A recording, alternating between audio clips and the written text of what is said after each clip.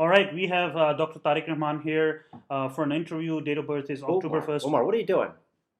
Oh, yeah, sorry. This wasn't a case. I was timing out. I'm sorry, Dr. Rahman. Okay. After the huge success of Resilience series, we now launch a new Nurture series. In this Nurture series, I'll be inviting program directors, fellowship directors, residency program directors, chairmen, and we'll be talking to them and seeing what they have to suggest us, tell us on how we can improve, how we can be better applicants for residency, better applicants for fellowships, how we can perform better as residents, how we can perform better as fellows, as attendings. So we're gonna have this new series, Nurture series. Now, let's talk about mentorship. What is a mentor? What is the importance of a mentor? In our religion, a teacher is considered the same, given the same respect like a father. And in some other Asian cultures, mentors are worshipped. So I feel it is incredibly important for you to have faith in yourself if you want to succeed in life. But it is equally important for you to have a teacher, a mentor, uh, who believes in you, who has faith in you and your abilities, who thinks you can reach there, who can nurture you to your success. So that mentor was Dr. Tariq Rahman. He believed in me when no one else did. He encouraged me to succeed when I needed it the most. And to the point that after working with me for over a year, he almost got a heart attack. That was the level of stress I gave him in that 1 year of training with me. And I still bother him every day, with questions and his suggestions and inputs on cases. That happens every day. As time went on, and now I've been out of fellowship for almost 2 years, our relationship has now kind of evolved from mentor and mentee to more like friends. We eat out together, we have fun, we do a lot of funny, crazy things together. I almost end up being his wingman at times. So I think it is kind of fitting to have him as my first guest in this new Nurture series. So please let's welcome Dr. Tariq Rahman. So Dr. Rahman is the Fellowship Director for Interventional Radiology and Residency Program Director for IR/DR Pathway and Independent IR Residency. Welcome, Dr. Rahman, to the show. Thanks for having me. How are you doing, sir? Good. So tell us a little bit about yourself. For the people who don't know you, um, tell us where you were born and how you ended up where you are today.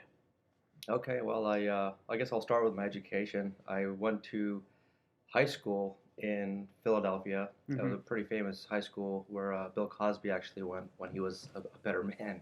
Okay. And then after, uh, did my undergrad at the University of Pennsylvania, and I majored in electrical engineering. During that time, I was also a pre-med, Okay. and for financial reasons, I decided to work for a little bit and went to Burlington, Vermont. Worked at IBM for 2 years. When was that? This was in the close to 2000. Oh, nice. Okay. Yes. All right. So worked there for 2 years and realized that I did like the work, but I always wanted to be a doctor, and that was my calling. Okay. So I said my goodbyes to IBM, and thereafter decided to go back to West Philadelphia, where I was born and raised, and joined a neuropharmacology lab at Hahnemann, and then became Drexel Medical School. During which time I applied to uh, medical school and then studied for the MCAT. And after doing all the application process, got accepted to Albany Medical College and went there. I think it was one of the best medical schools in the United States, personally, because of the way they trained and how well we were all prepared. Then, residency, of course. I did that at Penn State. I decided to do radiology. And the reason why I got into radiology was kind of easy for me in the beginning. I had an electrical engineering background, a science background, and so I was attracted to MRIs and the physics of CAT scans. But once I got into it, I did miss, some of the patient care aspects that I learned in medical school. One of the things you'll find is that you never know what you're good at until you try it. So in medical school, one of the things that I didn't know that I was good at is patient care.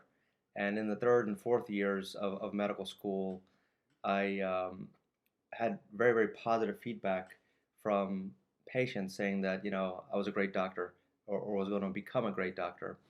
And so that kind of got to me. And by that time, I had already uh, invested in going into radiology.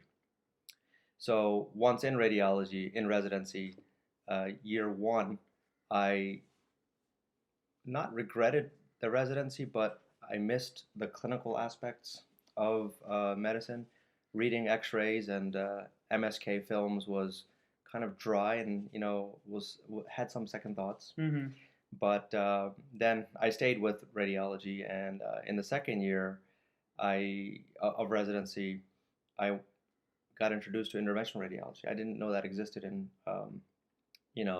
medical school, and I didn't really pay much attention to it. But that's kind of where I found myself. It was all, it was very, very scientific, very technical, and at the same time, you are taking care of patients and having the best of both worlds. To the point where actually in interventional radiology, rounding is very, very lean, and most of the day you spent doing procedures, fixing patients. Mm-hmm. And so I really, really liked that. I decided to stay at Penn State and did my fellowship. It was called a fellowship at the time in interventional radiology. Had a blast, and at the time, the economy wasn't doing really well. And you know how you have the cycles in the job cycles. Uh, Fortunate enough to get into Geisinger as an attending, which was close to home, which is Philadelphia for me, and started working there. And I've been there 8 years. Nice, very nice. So when did you become the fellowship director? We decided to have a fellowship around 2013, Okay. and initially, uh, the you basically have to have certain requirements to become a fellowship director. One of them is to have the CAQ exam, and that was after passing the CAQ, I became the official program director 2015, but started running the whole program, and I built it from scratch in 2014. Very nice. So tell us that when did you become the residency program director for IRDR, independent IR pathway? That's relatively recent. As soon as the transition started to occur, I think it was around 2017, 2018, Okay. we put our applications in as well. And I would say I officially became residency director 2019. Okay, very nice. So you've been interviewing applicants for fellowship and residency for the past 6, 7 years now, right? Yes, I Okay, have. cool. So enough about you, Dr. Rahman. We will. I loved hearing that. Before we proceed to the next part, tell me what kind of engineer were you in your past life at IBM? I was a circuit designer. Okay. Basically, what IBM did was, at least in Essex Junction, Vermont, they took contracts to create application-specific integrated circuits. Okay. For example, it could be defense, it could be Hughes Space Center. Even Nintendo, I remember at the time, we had a contract with Nintendo, and Nice. so they'll ask us to make certain types of chips. My job was to design the input-output buffers that transmit the signal onto and off of chips. They're kind of very high speed and a very, very noisy portion of the CPU, and so you have to design these with care so that you have less noise on the chip that can cause faulty triggering of other circuits. So you were an electrical engineer? Yes. Oh, you were an electrical engineer. Okay. So tell me, last question about you. Where were you born? I was born in Kohar, Kohar. See, you have told me this before. Pakistan. Where is Kohar? Kohar is near Jhelum, which is probably a Really? city. I thought it was, but the language you speak is more like South Punjab Saraiki language. It is. So I was born in Peshawar, and I grew up in Kohar. So Oh, I okay. wonder if the Pashto people Mm-hmm. in that area um, some of the Pakistani people speak Saraiki there, Mm-hmm. and we sort of immigrated to Kohar afterwards, and I don't know if that language came with us. Interesting. So you don't speak Pashto, but you like the few words that you mentioned to me are more like Saraiki words. My older brothers started to speak Pashto. My dad, he learned Ah, Pashto and spoke that, really? but Nice. I never got the opportunity. I was too young. Okay. All right. Cool. Hmm. So moving on. Now you said you have been interviewing applicants, assessing their applications, for residency and fellowship for 6, 7 years now. So based on your experience, tell us what are the top things that you look in an applicant's CV, personal statement, and application overall. It's a relatively simple process, and while board scores matter somewhat, you sort of do glance at them first, and this is all residency specific. In radiology, diagnostic radiology, as well as interventional, these are actually tough residencies, especially diagnostic radiology, and you kind of have to have good protoplasm in Mm-hmm. order to be able to successfully pass through all of the examinations and the core physics and the written exams and all. So you have to have good board scores to prove that you can actually pass this residency. So you kind of look at that, and then what's more important is to look at the letters of recommendation and see what folks have written about you. And of course, you can detect quality of a letter of recommendation and see how well the faculty member knows you, and then what they say about you. And then finally, we look at the personal statement, and we are looking at multiple applications and screening them. Mm-hmm. We're trying to take anywhere from 50% to 70% of applicants for interview. So we're weeding out 30 to 50% of applicants in that process. And so what you do is you read the first paragraph of the personal statement and the last paragraph. And then you go back, and if it's interesting enough, go to the middle paragraphs and find the first sentences of those and get a glimpse of what the candidate's trying to portray. And after you've looked at the personal statement, the next thing to do is look at the medical school performance. And so what you want to do is kind of glimpse through the grades and see how many high passes you got versus passes. And, uh, because this is a weeding out process, Mm-hmm. it's pretty competitive. And those people who have high passes or honors are looked upon more favorably. So medical school performance is important as well. And then what quartile you fall into is something that you sort of look at in the dean's letter. And that's pretty much it. Once those things are a pass, you're good for an interview. Good. Okay. So it seems like, based on what you told me, scores are not the only factor, Right. right? Personal statement is a huge factor. You basically start with the first and last paragraph, and then if it is appealing enough, interesting enough, then you will go and look back and read the first sentences of each paragraph to see what's that about, and probably read more. And also, the medical school performance. What grades, what scores did you get? If you had any medals, distinctions, high performance, that Hmm. really matters, Yep. right? Hmm. So moving on, what are the red flags? Some of the red flags that you will see in somebody's CV, personal statement, or the entire application, and like, oh, there's no way I'm going to interview this applicant. Well, as I said, when we're reading out, we're looking at the letters of recommendation. And one thing you don't ever want to do is have letters that are very, very superficial by people who really don't know you, but you're asking them for a letter. That can easily be seen in the letter, where they start to write things like, the candidate seems to be a great candidate. You want to have a nice, thorough uh, knowledge of the candidate and make sure you know your faculty before you give them to write your recommendation. And then another mistake some folks make, and it's not that common, Mm-hmm. is that, so, and I know this. Sometimes faculty say that go ahead and write your own um, LOR, and then I'll sign it for you.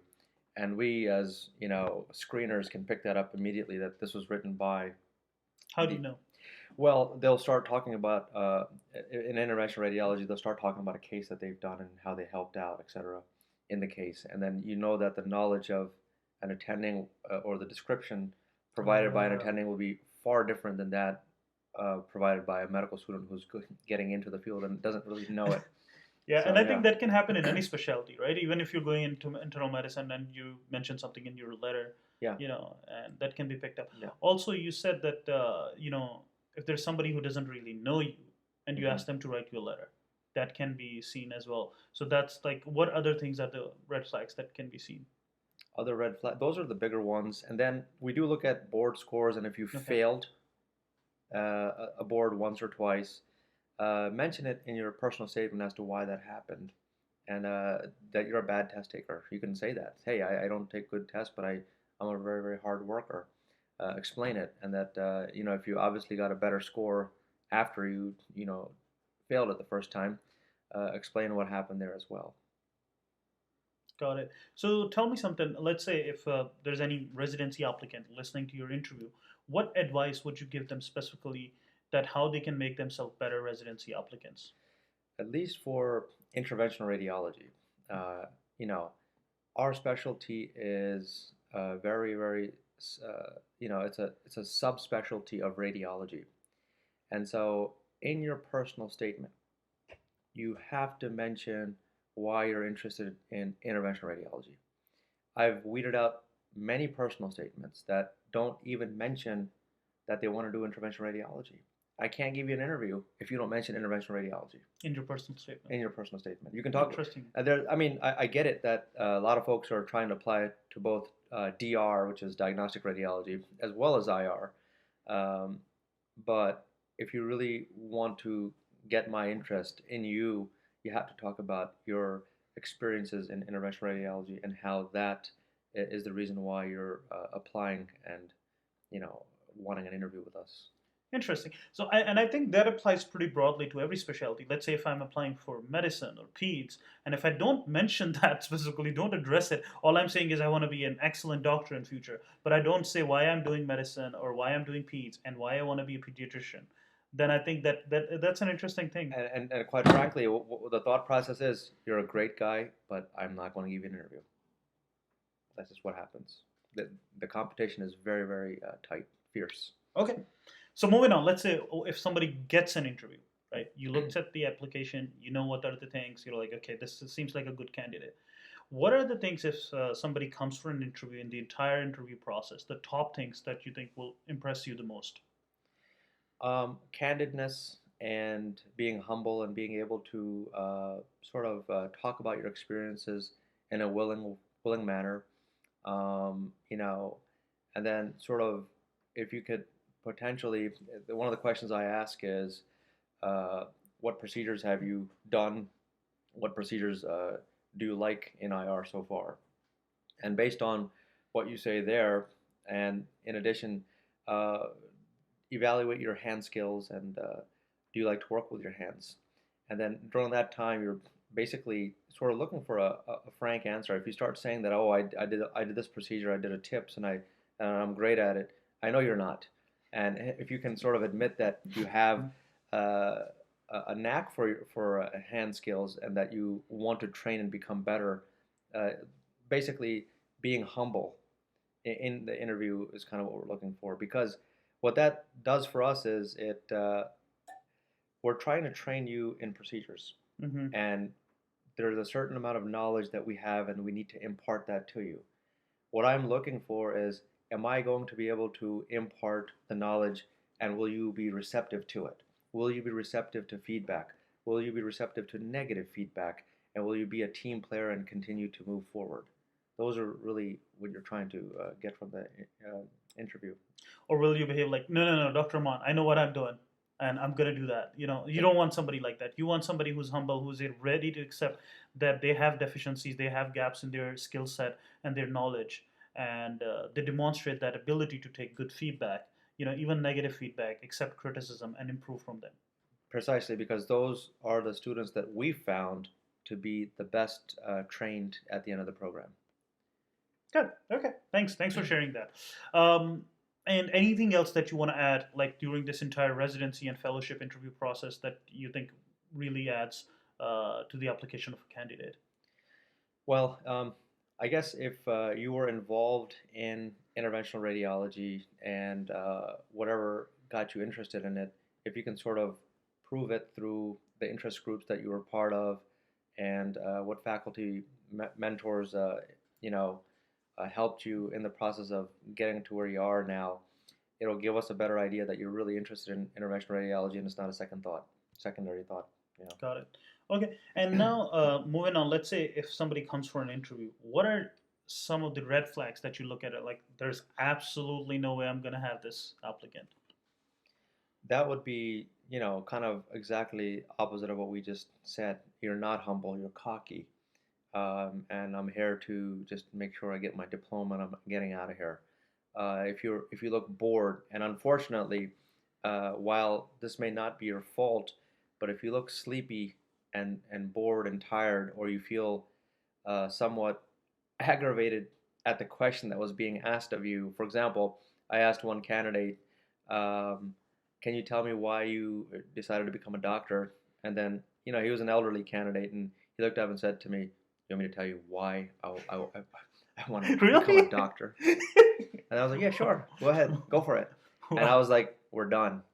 Whoa. Yeah. Okay. See, I'm glad you mentioned that, and I've noticed that a lot of times. As a resident and as a fellow, I was also involved in this application process, and sometimes I've seen other applicants playing with their cell phone while there's this talk going on, or the other people are around showing you stuff, and you're just too busy checking your Facebook or checking something on YouTube. You're here for, and I tell that to all the applicants: make sure your cell phone is in your wallet. It's Yeah. not in your hands. And the other thing that I've also noticed is, like, a lot of people are very eager to impress during Hmm. this interview season, and sometimes I've seen the overeager ones, which make sure that they dominate the entire interview and they don't let the other person talk. They keep interrupting all the other candidates, and they're trying to dominate. And that's, I think that's a big negative.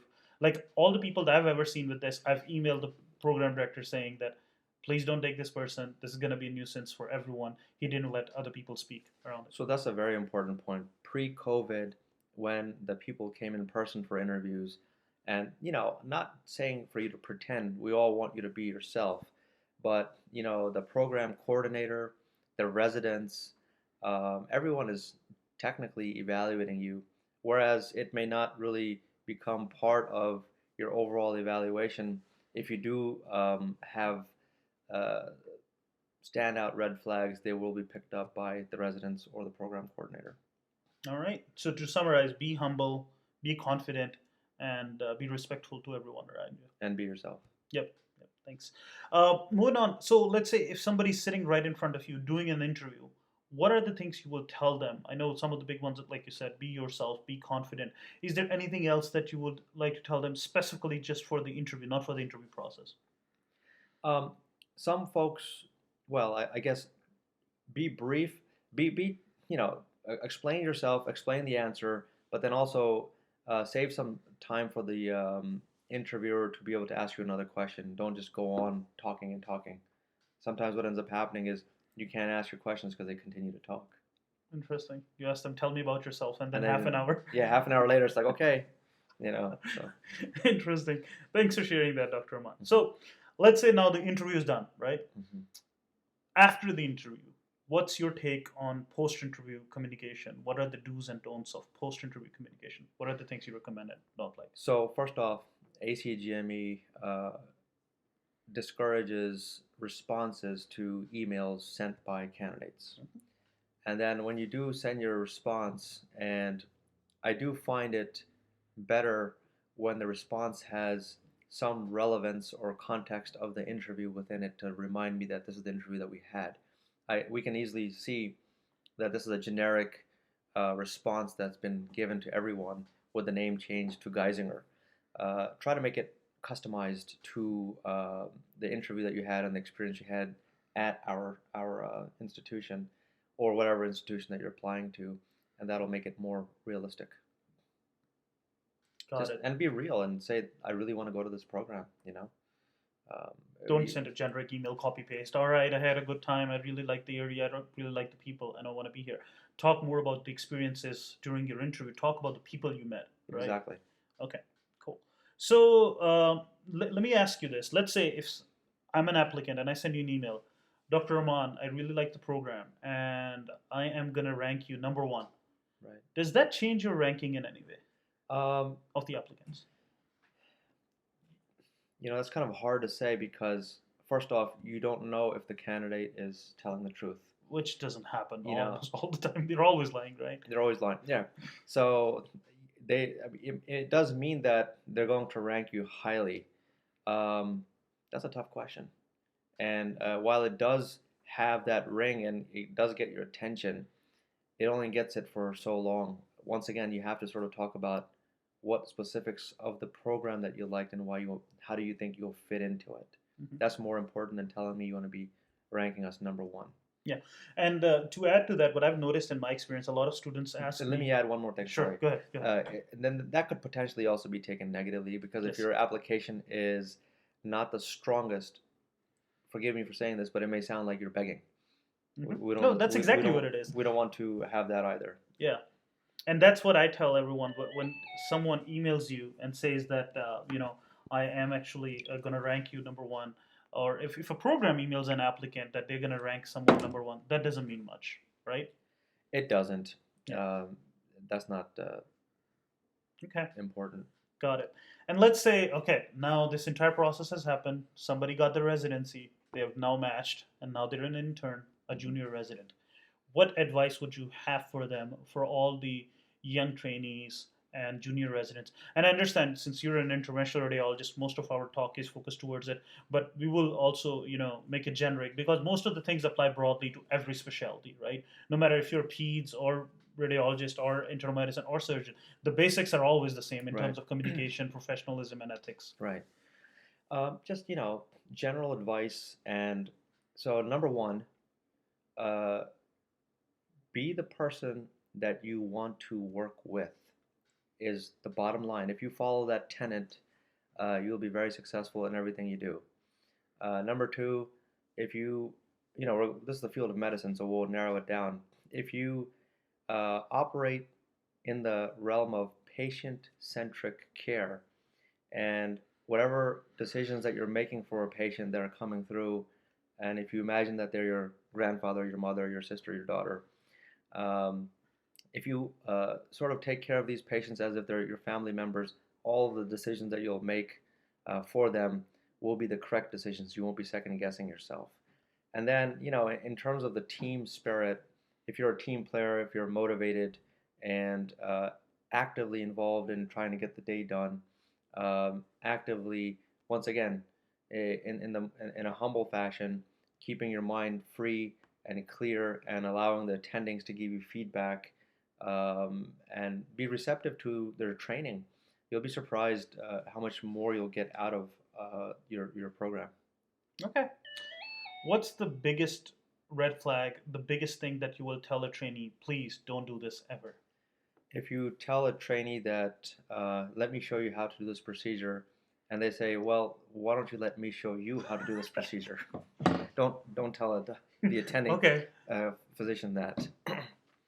All right. So be humble, be respectful. Always put your patients first. When you're thinking about something, don't think about like it's in the middle of the night or would this be more work for me. Put your patients first and try to do everything accordingly. And then if your attending is teaching you something, be mindful that you have gaps in your knowledge and skill set, and give them the respect that they deserve to let them teach you.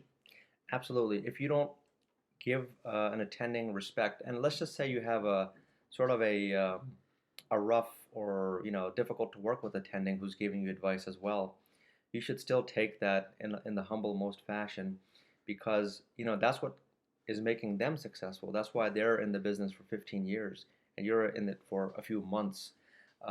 So listen to it, be humble, and the ego thing does not work.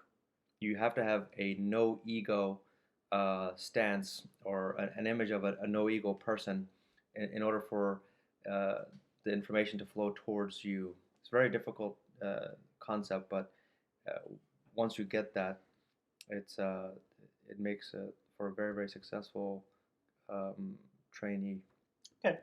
So it seems like you would prefer a humble guy who has humility in him and who's eager to learn and has low scores, but is hardworking, is eager to learn, as compared to somebody who's a superstar, has super high scores, is extremely knowledgeable, but is very arrogant, is not willing to listen, is not willing to learn, and doesn't want you to show him how to do stuff. 100%. Those are the people we're looking for. We're looking for people who are the word trainable. And yes, you may have brilliant board scores and great letters of recommendation, but if you're not going to interact uh, in a way that will be a symbiotic sort of relationship where we can actually impart our knowledge to you and we want to train you, then you're not going to learn. And those are actually the folks that we try to weed out. Okay. Any advice that you have for medical students specifically interested in radiology and interventional radiology, medical students? It's a competitive field. It's going to get more competitive, and COVID is here and it makes things tougher. I get it, but if you can sort of prove that you have some knowledge of the procedures in the field, if you've potentially have done some research, case report, involved in a society, an interest group, etc. You can even be a participant in an interesting interest group. You don't have to have started the interest group. Those are all the things that let us know that you've thought about the field and that you're serious about getting into it. How much does pre-residency research experience help? Let's say somebody has published abstracts or case reports or has done research. How much do you think that helps? It helps, but while you want to, obviously, always be yourself. And if there are certain things that you want to do them. And what I'll say is that there are programs out there that are heavy academic programs. For example, you have John Hopkins or MD Anderson or Cornell and places like that that will be very academic. Stanford, etc. But if you continually say that during the interview that this is what you want to do, academics and research, well, there's a lot of programs out there that will train you to be one of the best clinicians you can ever be, but don't really have the research component or not as strong, and they won't accept you in their program. Mm-hmm, So you mm-hmm. have to be well balanced in what you say. You have places like Penn State, University of Maryland, University of Virginia, Geisinger Medical Center, places like that where you can train to become a very good clinician. But we're also looking for people who want to be better doctors. Okay, So keep that in mind. thank you. Thank you for sharing that. Any advice for residents, current radiology residents or medicine residents, peds residents? What would you tell them, very general, how they can perform better, how they can take out the most out of their residencies? The same thing. Be yourself. The tenet of being a team player, being proactive, uh, treating your patients as if they're your family members, and the decision tree will follow correctly whenever you do that. Um, and once again, being humble. Medicine is a stressful field, and to be able to sort of uh, perform properly under stressful situations and not sort of become unhinged uh, will, in the long run, make you a more successful person. Yeah, Okay. those are some of the things. So just to add to that, I think one more thing about the residency is you do it only once. Hopefully, you do Yes, it only once, and consider yourself more like a sponge because you're never gonna get another chance to learn these procedures or see these patients. So try your best. Have this fear in mind that you're never gonna learn again if you miss this chance, and try to learn everything that you can. I can't agree more. This is the one opportunity that you have to be able to train under somebody else's responsibility. If there's a complication or if there's a problem or an issue, you have an attending physician who can either bail you out or will accept the responsibility of what's happening.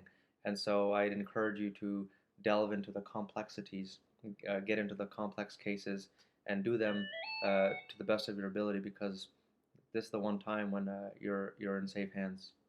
Okay. Any advice for the final year residents looking for a job right now? Um, well, at least in interventional radiology, we have 100% success rate at folks getting jobs. And obviously, you want to start thinking about it. And now that if you're in your last year, you want to start sort of interviewing and looking for jobs around November, December, hopefully interviewing by January, February, and getting a job or a contract by March. So Uh, you're saying it's start applying 9 months before and try to interview 6 months before the start date. yes, and hopefully you're lucky and you can get that going. Okay. Any advice for people applying for residency this year? Just for at least for interventional radiology, a lot of medical students are applying. It's a new field. It's newly introduced to medical students.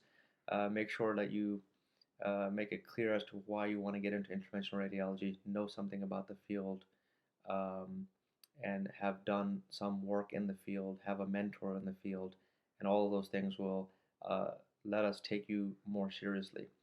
Interviewing is not a fun process, and it's a very, very intense process for attending physicians. And so, what we try to do is, if we can find a few great candidates, we will stop interviewing. I don't want to scare you about that, but Really yeah, interesting. I didn't know that. All right, so that was a very interesting piece of information. A lot of things I knew, some of the things I didn't know. Thanks for sharing that, Dr. Aman. And I really, really appreciate you taking out time and doing this little session here. Before we end, do you have anything to add to conclude? in terms of a good strong applicant, Yeah, etc. and specifically, if you can talk very generic before we end here, for medicine, peds, for all these specialties, how people can improve themselves. Don't forget your background. Don't forget your roots. You will become a successful clinician one day, and you will be financially very successful. But don't remember where your roots were and how you became that doctor. If you continue to remember and not forget that, you'll always be a strong individual. Okay. All right, Dr. Man, since you were born in Pakistan and you say you understand a little bit of Urdu, right? Yes. Can you talk about your interview experience in Urdu? How was it? Interview बहुत मजेदार था. I tried. Yeah, you did good. Well, thank you very much for doing this, Dr. Man. I really appreciate that you doing this, taking time out, and especially to help out Not a younger problem. applicants. Yeah. Thanks a lot for doing that. Very welcome. We're really thankful to Dr. Tariq Rahman for taking out time out of his busy schedule and doing this interview. If you think you learned something from this video, please like it, share it with others, subscribe to the channel, and ring on the notification bell. Like I always say, never give up, never lose hope. Bye.